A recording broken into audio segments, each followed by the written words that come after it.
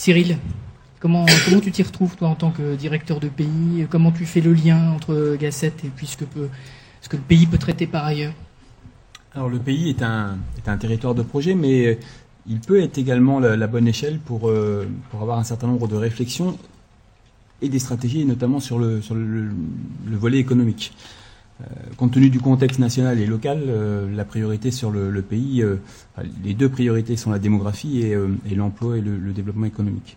Donc on a initié avec Nevers Agglomération la définition de notre future stratégie de développement économique.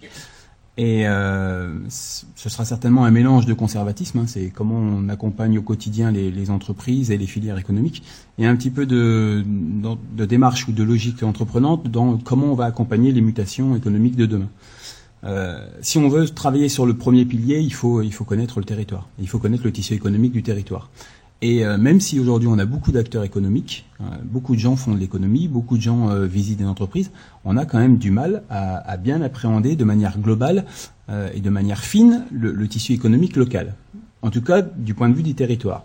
Et même si c'est un petit peu symbolique, mais la première fiche action de notre future stratégie, ce sera certainement de recréer du lien entre les entreprises et le territoire.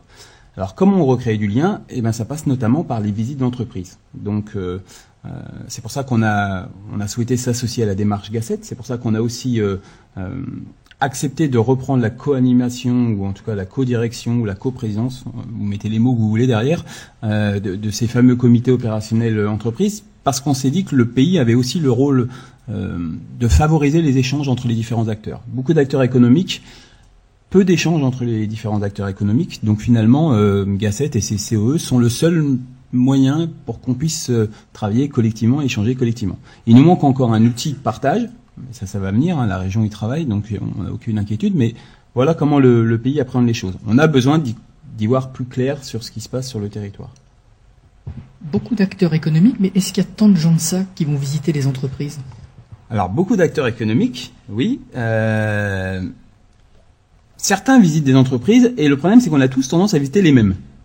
Donc ça pose un souci. Enfin, on visite tous les mêmes. On visite quand même beaucoup les mêmes. Moi, je vais prendre l'exemple de Manicourt, parce que c'est l'exemple que je connais le mieux. Les entreprises de Manicourt sont vues un certain nombre de fois, et par différents acteurs. Et moi, je serais chef d'entreprise, je me poserais des questions.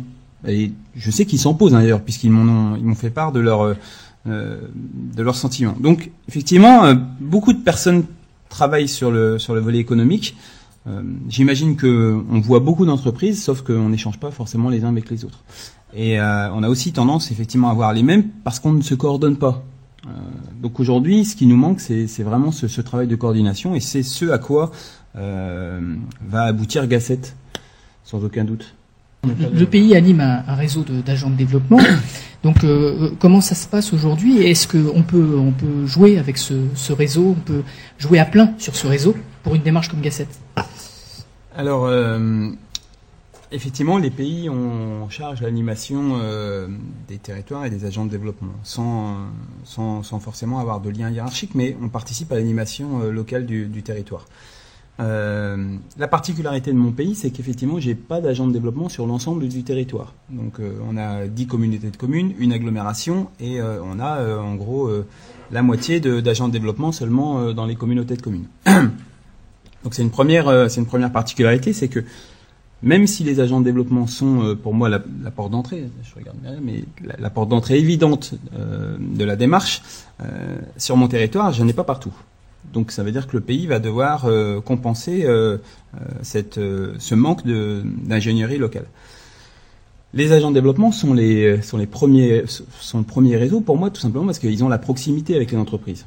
Ils ont besoin de connaître leur territoire pour pouvoir mettre en place des projets de développement local, et notamment les fameux contrats de développement des territoires signés avec le département. Donc l'agent de développement a forcément besoin de connaître son territoire.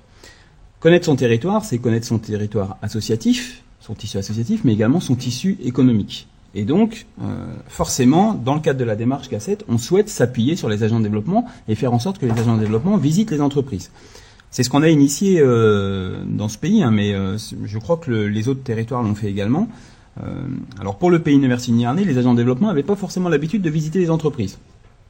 Donc on leur a dit ok, il n'y a pas de problème, on va faire les premières visites avec vous. Et donc aujourd'hui on a entamé un parcours de visite d'entreprise. En gros on en visite 1 à 2 par semaine avec un agent de développement différent. Et l'idée c'est qu'ils puissent rencontrer un maximum d'entreprises. Alors pour le coup, moi Démarche Gasset, ça me donne beaucoup de travail, qui n'était pas prévu au départ, je vous le dis, parce que du coup, comme j'ai pas d'agent de développement, il faut que je le fasse moi-même. Donc c'est le pays effectivement qui visite des entreprises.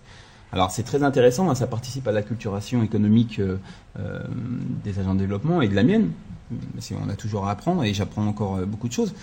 Mais ça représente quand même un volume de travail conséquent. Avantages, inconvénients, donc effectivement peut-être un petit peu plus de travail. Un peu. On a relevé quelques avantages au passage. Oui, il y a des avantages qui compensent, je te rassure. Merci à tous pour ce témoignage sur l'entreprise.